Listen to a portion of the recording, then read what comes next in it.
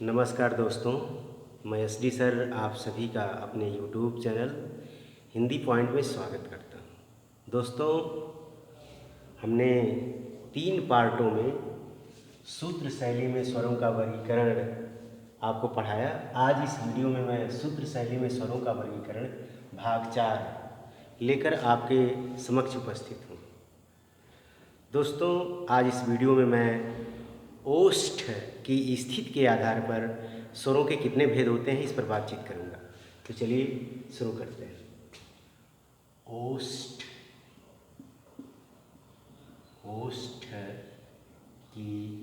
स्थिति के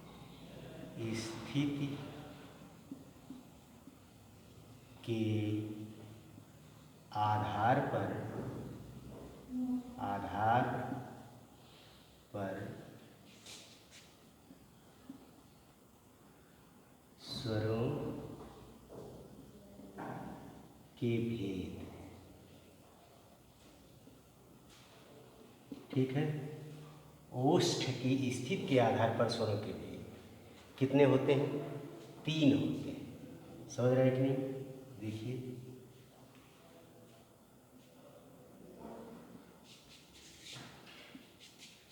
नंबर 1 उदासीन स्वर।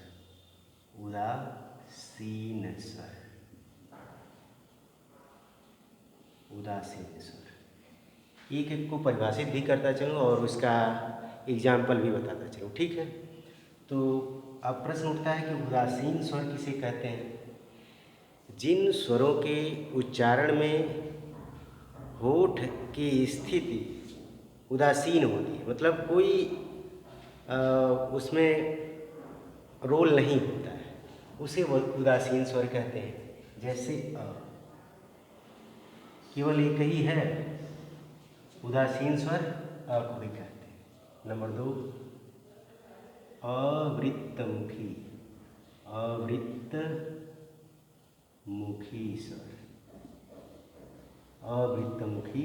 स्वर।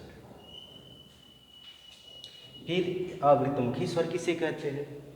ठीक है, जिन स्वरों का उच्चारण करते समय या जिन स्वरों को बोलते समय जो होठ है वृत्त न बनाए, मतलब सर्किल न बनाए, ऐसे स्वरों को अवृत्तमुखी स्वर कहते हैं। जैसे आ, ई, और आय, ये 5 हैं। ठीक है, आप देख भी सकते हैं आ,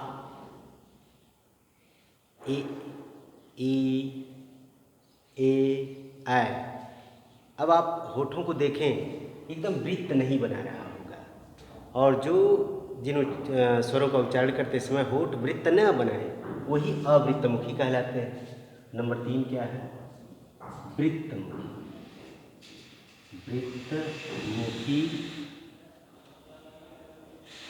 स्वर। कौन स्वर? वृत्तमुखी स्वर। इसमें कौन कौन आते हैं?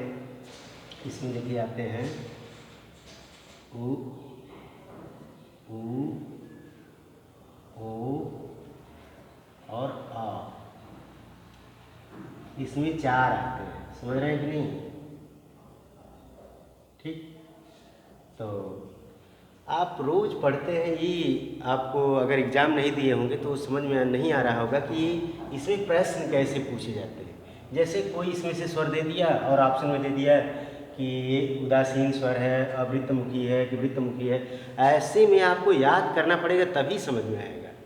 और तमाम जो हम फार्मूले दे रहे हैं, सूत्र दे रहे हैं, उन सूत्रों को जब तक आप अपने नोट कॉपी में नोट नहीं करेंगे ना, तो हमारी वीडियो का वास्तव में कुछ भी देखने से नहीं मिलेगा।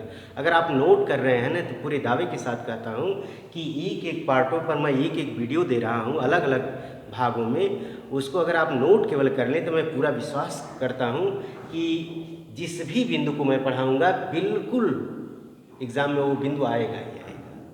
ठीक है, मैं इसमें स्वरों को देख रहा हूँ तो स्वर से एक भी प्रश्न अलग नहीं जा सकता, ये मेरा पूरा वादा है। तो चलिए, वृत्तमुखी तो आप समझ गए, जिन स्वरों का उच्चारण करते समय जो होठ है सर्किल बनाता है, वृत्त बनाता है, उन्हीं वृत्तमुखी कहते हैं। जैसे उ, ओ आ। आप होठ देखेंगे ना, जब शीशा के सामने, दर्पण के सामने इन स्वरों का उच्चारण करेंगे तो आपको बिल्कुल याद करना भी नहीं पड़ेगा और अपने आप याद हो जाएगा। तो चलिए, ये तो भ्रम की स्थिति हो जाएगी कि कौन कहाँ है। थोड़ा सा सूत्र आपको बताते हैं, एक सूत्र बताते हैं। सूत्र सूत्र ठीक है।